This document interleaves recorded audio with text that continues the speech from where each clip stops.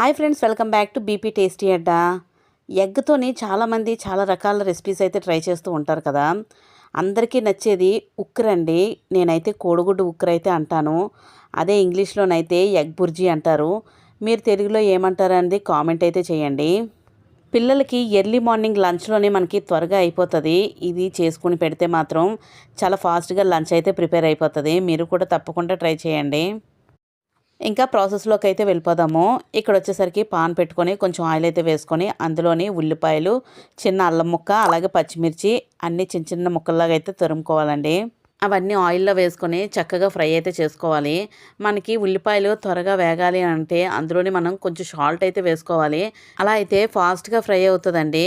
ఇంక నెక్స్ట్ వచ్చేసరికి నేనైతే కేవలం 3 గుడ్లు అయితే తీసుకుంటున్నాను. మనం ఎక్కువ ఏం తీసుకోవాల్సిన లేదండి. చక్కగా ఇద్దరికైతే సరిపోతుంది. ఈ 3 గుడ్లు చక్కగా ఇలాగ ఒక బౌల్లో అయితే వేసుకుంటున్నాను. మనం డైరెక్ట్గా కొట్టి వేసుకునేటప్పుడు ఏమవుతుందంటే పెంక్ అది పడిపోతుంది కదా. అందువల్ల ముందుగా బౌల్లో అయితే వేసుకొని ఇలా రెడీగా పెట్టుకోండి.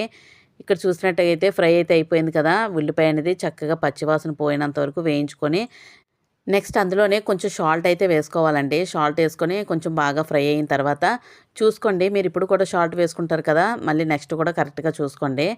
నేను ఆడించిన కారమే వాడతానని చెప్తున్నాను కదండి వీడియోస్లోనే. ఇప్పుడైతే కారం అనేది ఒక 2 స్పూన్ల కారం అయితే వేసుకోవాలి ఉల్లిపాయల్లోనే. అది కూడా పచ్చివాసన వచ్చినంత వరకు వేయించుకోవాలి. చాలామంది వంట చాలా కష్టమని అనుకుంటారు కదా. ఈ వీడియో చూస్తూ చేయండి, తప్పకుండా సింపుల్గా అయితే నేర్చేసుకోగలరు. ఇంకా వీడియో చూస్తే ఎవరైనా లైక్ ఇవ్వకపోతే ఒక లైక్ అయితే ఇవ్వండి. అలాగే ఛానల్ని సబ్స్క్రైబ్ చేసుకోండి. మన ఛానల్ని సపోర్ట్ చేయండి. ఇంకా మంచి వీడియోస్ అయితే వస్తూ ఉంటాయి. చూసారు కదా, ఈ ఉల్లిపాయల్లోని కారం అంతా బాగా వేగిన తర్వాత ఇంకా గుడ్లు అయితే గిలక్కొట్టి వేసుకున్నాం కదా, ఉంచుకున్నాం కదా ఒక బౌల్లోని. అవి అయితే ఇందులో వేసేసుకొని చక్కగా ఫ్రై అయితే చేసుకోవాలి. ముందు సిమ్లో పెట్టండి. మరి ఫాస్ట్గా పెట్టేసినా కూడా అట్టులా తయారైపోతుంది. ముందు సిమ్లో పెట్టుకొని కొంచెం బాగా కలిసేలా ఉంచుకొని అప్పుడు ఇంకా ఆగకుండా కలపాలండి. అలాగైతేనే మనకి చిన్న చిన్న పీసెస్ లాగా అయితే ఉక్కురు తయారవుతుంది. లేకపోతే పెద్ద ముక్కల్లాగా అయిపోతుంది. మళ్ళీ దాన్ని విడగొట్టుకుంటూ ఉండాలి.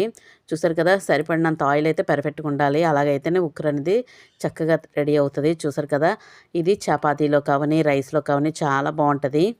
మీరు కూడా తప్పకుండా ట్రై చేసి మీకు ఎలాగొచ్చిందో కామెంట్లో అయితే తప్పకుండా చెప్పండి. అలాగే మన ఛానల్ని సపోర్ట్ చేయండి.